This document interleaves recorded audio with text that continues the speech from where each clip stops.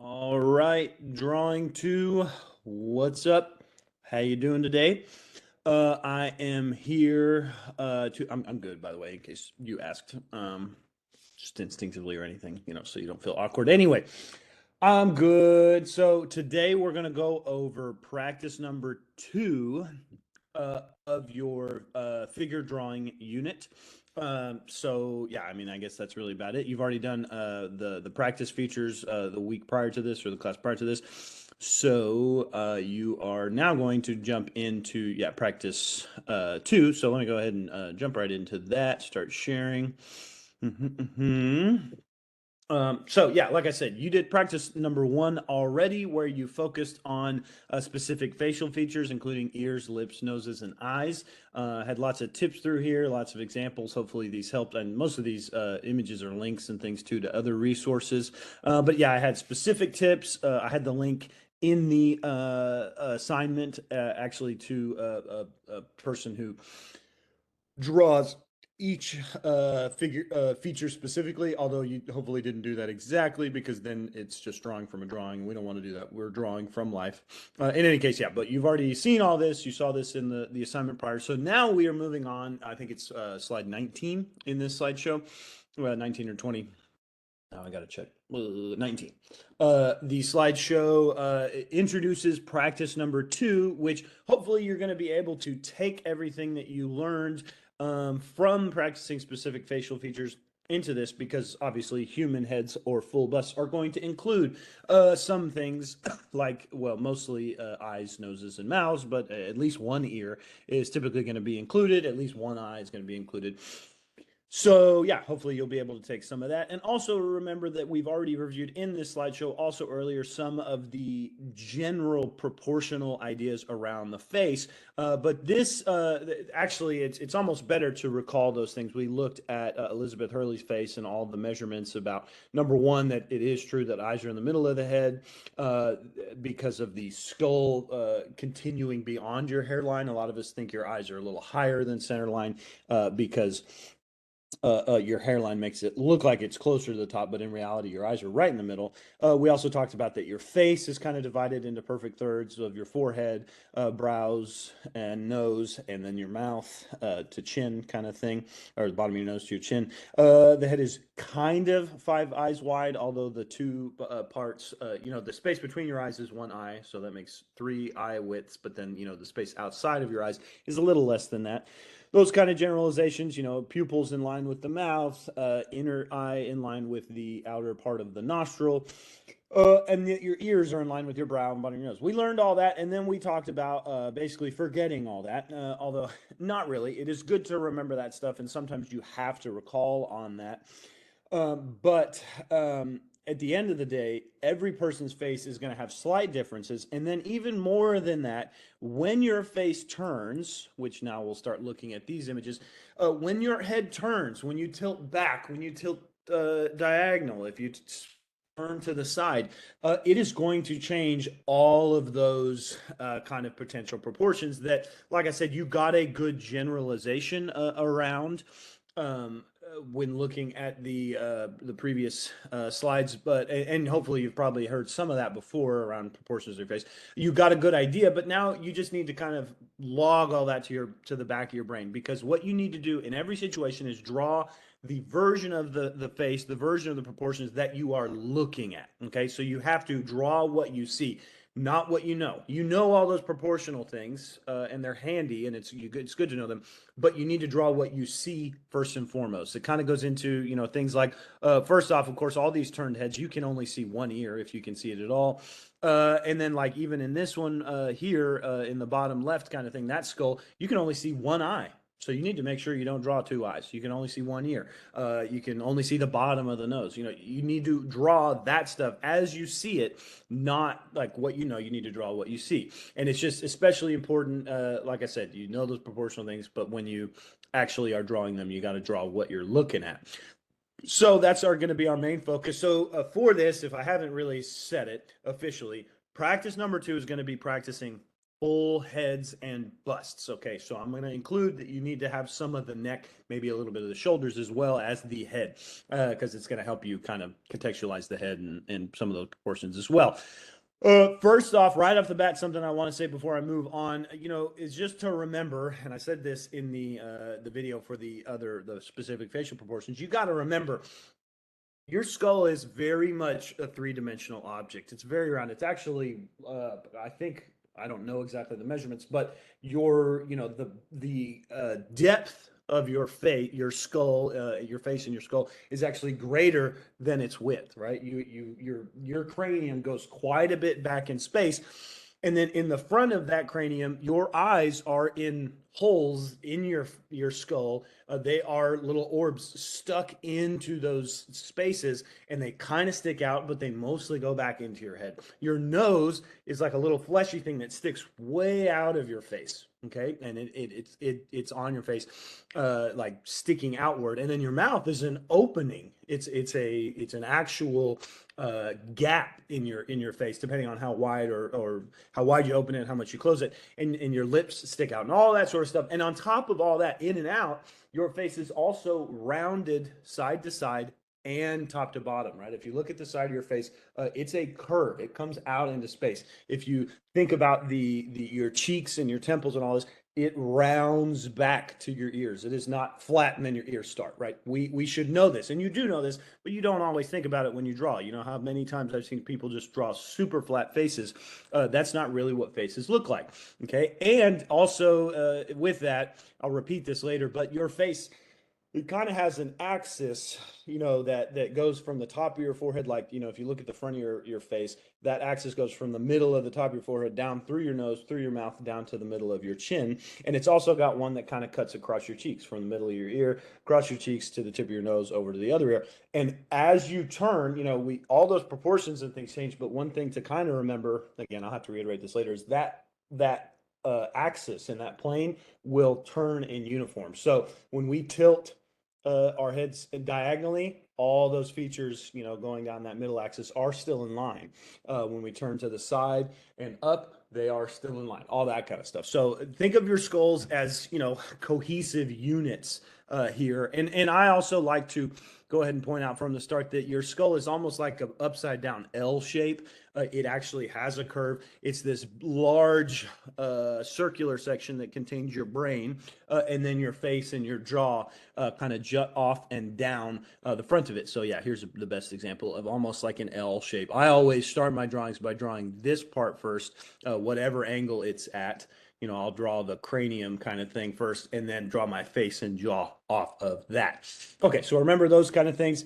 And yeah, here's just looking at some human examples. Remember how much these things are connected. Remember how much our neck goes into that part of your skull that creates that L shape and is behind your L's, or behind your jaw, is the neck, right? It's your throat, it's your neck, it's your tonsils and all those nodes and things like that.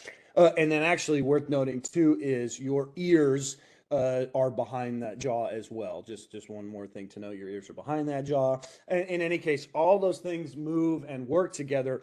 And then remember, your neck goes straight down into your body, and then your shoulders actually come up from around it and all that stuff. But when you move, your neck stretches. If you tilt to the right, or I guess this is the left for me, your right, the opposite side of your neck gets longer, and the side you're leaning into gets shorter and curves.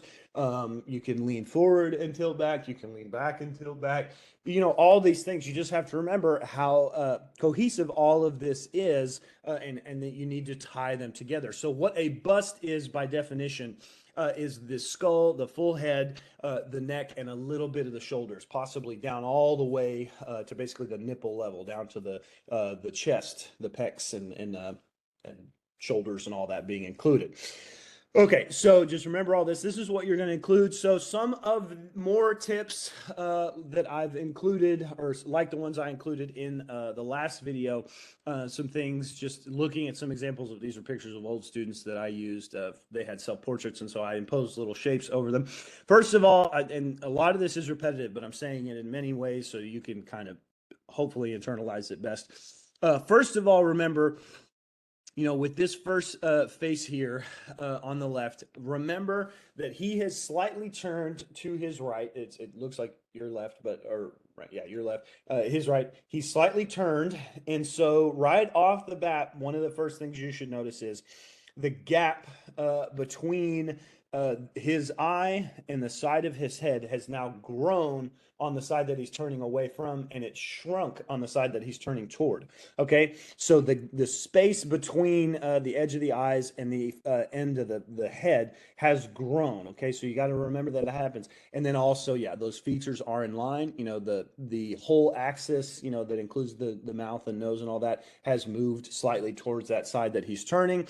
What else? Oh, you should probably note that his eye has gotten smaller as well. Because of perspective, it's moved slightly away from you, and it's gotten smaller in addition. Okay, so looking at the middle person, I just wanted to go ahead and point out right off the bat, or remind you about some of the things I said last week. I talked about the eyes being orbs that are stuck in your head, and then they're covered with your eyelids, and most of your eye is hidden. So that's why I really encourage you when drawing the eyes to not start with the little almond or football shape that you typically do.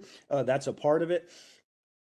Because it moves back in space. It's covered by the eyelids. You need to start with a circle or a sphere, or at least imagine starting that way. I often start with just the whites of the eyes, all that kind of stuff. You need to remember those tips when you start on the eyes for these, or for whoever you're going to draw. But even before that, I want to note, sorry, I keep messing up, that in this image, you can't really see the white or iris of his eyes at all. You can kind of see it on this side, just little slivers. The whole eye is just a little sliver because he's squinting.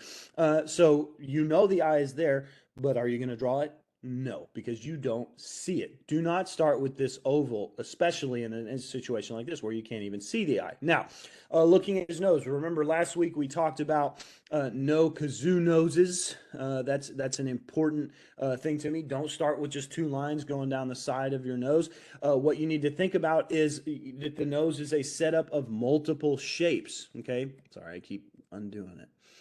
So the nose is a setup of multiple shapes. Really, I like to think of it as a triangle on either side. One triangle on typically the light side where light's hitting, and then a triangle on the dark side that's in shadow. And then the bridge of your nose is a rectangle, essentially, of varying widths. It flattens out. Sometimes you have a very pointed bridge of your nose, so it won't be a rectangle as much as a curved, almost cylindrical shape. But my encouragement typically that I usually give is, when did you learn to draw triangles, right? And then students will always say, like, elementary school, kindergarten, first grade, wherever. You had triangles down pat by the time you left first grade. So you can draw triangles here. That you break down faces down to those blocks, those building blocks, those spaces, those proportions, those shapes and forms. And you will be able to put this together correctly. Don't think of it as a nose, think of it as a set of triangles, right? This is also another thing I say often in my classes too. This is the one place where it's okay to treat people like objects. I probably said that in past lessons for you. You might have heard me say it, but just remember that if you forget it's a face and just look at it as shadows and shapes, it will come together better. So yeah, look at the triangles, look at where the light's hitting. Also think about the orb kind of shape that is the end of your nose, that kind of circular sphere, and then it cuts back from there to create your nostrils. And these folds also have some light hitting them, some light going around them. So remember that, remember those shapes. In this case, oh yeah, I forgot to, oh no, it's going to reverse the whole thing again. Okay, the last image on the right, I just wanted to go ahead and highlight that, again, we do not want, actually, I've already said this. So we don't want kazoo nose. Like, his nose is not those two dark lines. If we put those over it, it looks weird. It's not going to work. He does not have two lines going down the side of his face. There is a line here that starts the shadow side of his nose, but it's not just a line. It's a full shape. And over here on the light side, if you were to draw a dark line, it's not going to look right at all because there is not any line there. It is just a light. It's a lit side of the nose. So you got to go from the kazoo to the shadow here, Okay, that is the triangle on the dark side of the nose is in shadow because light's not hitting it. And then for his nose, he actually, where that bridge hits its peak, it catches the most light. So there is a bright line. There's an actual line of light coming out of the nose, and then the rest of the side of that nose kind of blends into the cheek and has different levels of mid-tone and transitional values. Which hopefully you remember. We talked about transitional values in the start of this slideshow at the start of the last video that you should have seen. Right, so these are the ways to put together features, and then extrapolate those things that I've taught you to all of it. Remember the tips I gave you about the mouth. Remember now, obviously, the tips on the eyes and nose, I've already given you that. And remember that the ears, I hate to say it, but I don't typically have a lot of tips for ears other than just remember it's a hole going into your head. So there's that middle thing it needs to look like it's going into. Can't be just stuck on. But at the end of the day, it's just folds and shadows. Okay. And then, so also with this, anytime, and this kind of feeds into treating the person like an object. If you just pay close attention to how light hits features, how the shine hits the lit side, and then the shadow encompasses the side that's been blocked from light.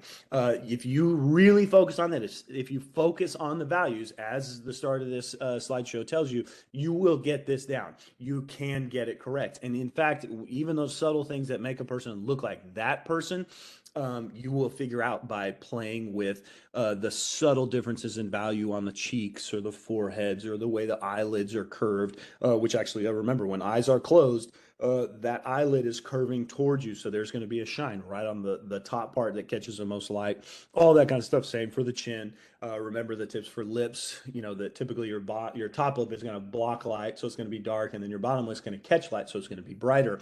It's not just two slugs. They are independent forms moving into space. Okay, so just keep all this in mind. Lighting the face. Now, what I will tell you too, now, I've forgotten to say up to this point, if you follow all of my tips and you really pay attention, you can definitely make these images look like a real person, a person with form and depth. Don't do outline.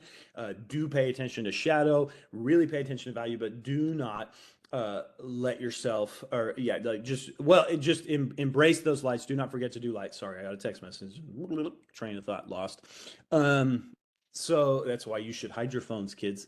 So anyway, if you pay attention to the values, you can make it look like a person. Don't get caught up in all the details of it's a face and I'm freaking out. No, just draw the shadows, draw the lights. You'll get it. But then to the next level, what makes drawing people different from drawing objects is all the subtle things that make a person look like that person. And the only tip I have for that is practice and really, really paying attention to the values, really paying attention to the person's cheek, the shapes, where the points are, where the musculature is, where the wrinkles, where the dimples, where the hairs, where the textures, where the shine is, where is the skin reflective in showing you that, maybe they have that extra bump above their brow or whatever. Those are the things. Every tiny subtle detail of light and the shape that it gives you, the form that it gives you, is how you're going to make it look like that person that you're drawing. Way before that, though, just trusting in my tips here, just right off the bat, you should be able to make it look like a real 3D formed person. And then it just takes practice to make it look like a real person. Now, in any case, yeah, pay attention to lighting. Taking from this slide, I want you to remember when you choose the busts that you are going to draw from, make sure you pay attention to light. Often, people that are very evenly lit, like this one in the middle, middle left, they're kind of tough to draw because there's not enough shadows to really develop the fullness of their face. You want some dramatic lighting, so consider that. Now, if it's too dramatic, you'll also lose. This would be pretty tough to draw and make it look like a real person. It becomes a little bit monstrous almost. That's why we hold the flashlight down there. Anyway, below our face shining up. Anyways, consider lighting as you choose your models. Now, in any case, all those tips, and I have some more coming.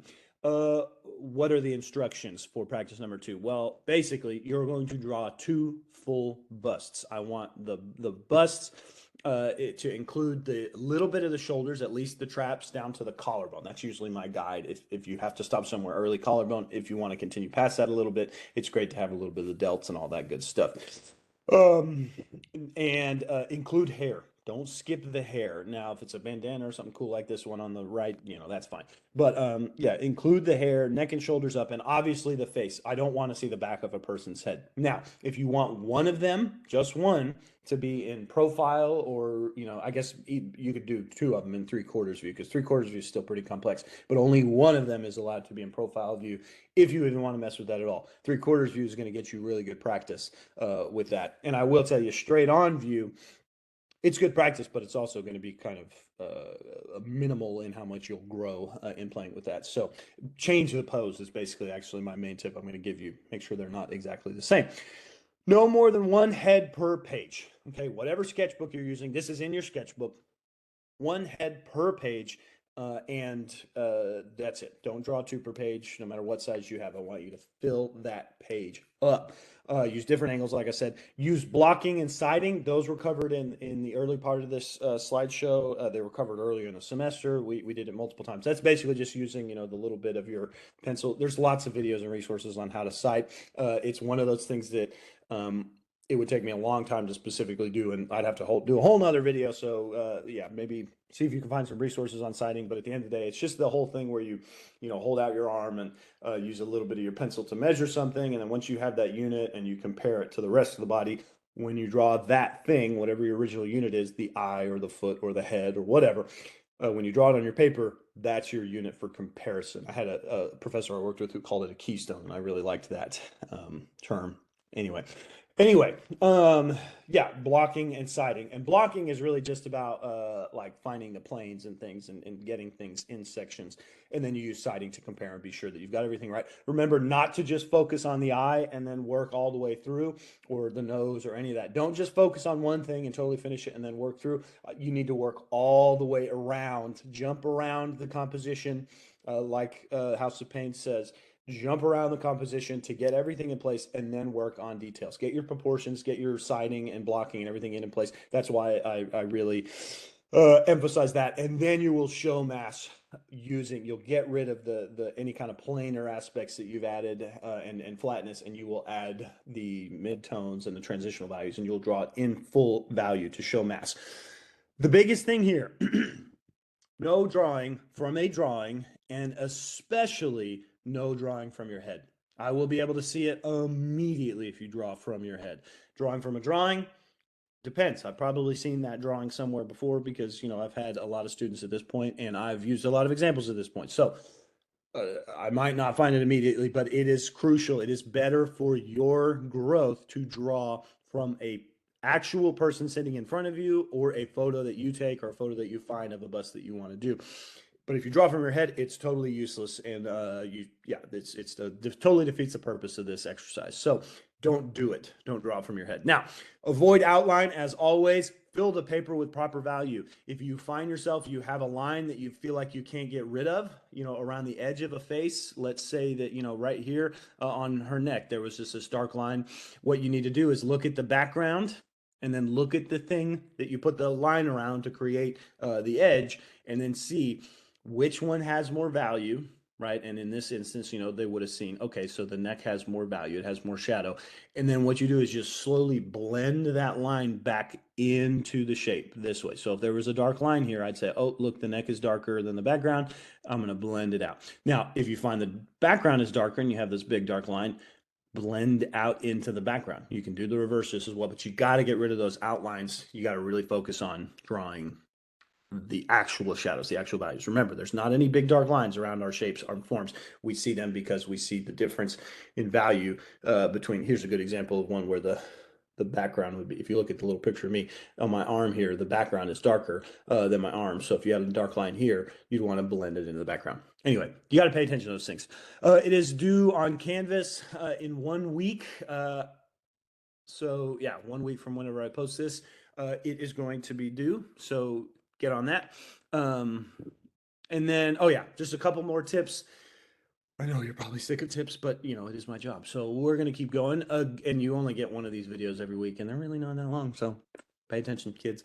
You're not kids. I don't mean that. But anyway, tips for busts and heads. Again, there should be almost no white paper. I forgot to mention that just thus far, but you should have remembered it from last week, and you should just remember it always moving forward. If you're drawing any object that is not absolutely stark bright white and you're drawing on white paper, there shouldn't be a lot of white paper left. Okay, you need to imagine that the white paper is the brightest tone you have in your value scale for any given drawing. So the only thing that should be blank paper is, maybe if the eye has one shiny part, even the eyeball itself, it's curved, it's going to have shadows, it's going to have shading. The brightest highlight of the eye is going to be bright white. Same, if there's a shiny bit on the nose, shiny bit on the cheeks, shiny bit on the shoulder, in this case of bust, shiny bit on the nose, these real shiny bits can be bright white paper, but that's it. Look at every other part of these drawings. Again, the nose, highlight on the eyes, highlight on glasses, all that kind of stuff. Every bit of these drawings has some value, even if a lot of it, in this case on the left, a lot of it is very light value. It's got value. You've got to remember that. Let me see if there's any other drawings in black and white that I can show. Well, here, yeah, the skulls we looked at earlier, they're very darkened. There's a lot of values. Just remember that you got to have values. Oh shoot, just going and going and going. Well, this really put a hitch in my giddy up. Okay. Also worth noting on these drawings on the right is something to remember in future, and you can play with it in this exercise if you want, but these papers are toned. So they actually inserted the dark and light tones, and the paper itself is the middle tone. So that's kind of cool. But just remember, there's value in pretty much the whole thing, and there are no lines. Now, down here, it goes down to his collarbone, and then it's pretty outliney as it sort of fades out of detail, subordinates its way out, but that's okay. In any case, yeah, except the brightest spots. That is the only part that should be bright white. Okay, now anyway, remember that the face is not a flat plane, but rounded and 3D. I've already gone over that ad infinitum in this slideshow. The nose sticks out, the eyes sink in, the cheek and forehead round away towards the ears, up and down and side to side. So here's a little arrow emphasizing this. Again, yeah, it is a curve, and we could do the same thing across side to side as well, back to his ears. There is a lot of skull behind the face. Already said that. I opened up with that. Lots and lots of skull behind the face, and it is rounded. I'm bookending with the same tips I started with. Rounded behind, and the ears start behind the jaw. Behind the jaw. Boom, there's my little arrow. Ears start behind the jaw, and then there's lots and lots of hair behind it. Okay, so that's the other thing. If you draw a profile view, you're gonna have to draw more hair. This is kind of a slightly 3/4 view on the far right, but yeah, in any case, your neck is about as wide as your jaw. That's a fun fact. Now, mine looks slightly narrower because of the way that you're kind of looking up at me, and actually because I have jowls. Getting old. But for the most part, your neck is about the same. Now, for men, sometimes it can get slightly larger than your jaw, and for women, it can be noticeably thinner than your jaw if you have a real square jaw. That's a generalization, of course. That's not entirely true, but just something worth noting is the width of the neck in relation to your jaw. So, in fact, and then also here's the arrows that I'm going to add. In fact, your neck goes straight down into your chest. This is one of the biggest things. Obviously, you have to get out of the habits you learned as a kid to draw the neck down and then swoop it out to your shoulders. Draw and swoop. We don't have that, okay? We have your neckline going straight down from your ears past your jaw down into the chest, okay? So that's my green arrow right here. And this, you think about your esophagus and your larynx and, all those things. They are open down into your chest. So it's going straight down. Think of it as a trunk shooting straight down into the hole created by your bones and your ribs and all that kind of stuff. Think about this anatomy stuff. And then also the traps. What creates that idea when we're kids, we learn to swoop, is the idea that the traps come from behind the neck, your traps. And of course, again, if you're really muscularly developed, you'll have more traps. But either way, it is literally, it's the upper part of your back comes forward and makes the top of your shoulders up, forward, and swoops out. So the neck goes forward or down and forward, and the traps come from behind and move out into the side into your shoulders. Okay. So that's what that red line is here. Yeah, so now I will say, and there's more links here for more resources, but I do want to tell you, if you really want to get good at figure drawing, get yourself an anatomy book. And the best thing to do is get an anatomy for the figure drawing, for the figure drawer book. I have multiple. Bridgman's life drawing book is pretty good. It's a little bit constructed, like it might lead you to some kind of cartoony things. So if you're an illustrator, it's really good. But if you want to be very, very naturalistic and really learn to draw people from life, get Anatomy for the Figure Drawer. I forget who published it, but it's a big hardback book. It's full of real photos. They usually have a nude figure, and then they have a transparency page with a skeleton or musculature that goes over it. It's drawn, and you can just really break down all the structures underneath our skin that make our skin have the form that it does. And it's a great way to improve your figure drawing skills. Okay, so I guess that was the last slide. So that was why I was kind of closing out. I thought maybe you would have some more about, I forgot I hadn't added another slide because this was already letting you know that all this has to be turned in to Canvas in 1 week. So yeah, hope you've probably already seen a lot of this because this slideshow has been available for over a week now because we already used the first half of it. But either way, now you have the video for practice numero dos. And sorry, I thought my recording was in progress. I was about to have a meltdown. Anyway, it's all good. I appreciate you guys, and look for this assignment to be posted soon, obviously, because you're watching it. And have a good one. Otherwise, talk to you soon.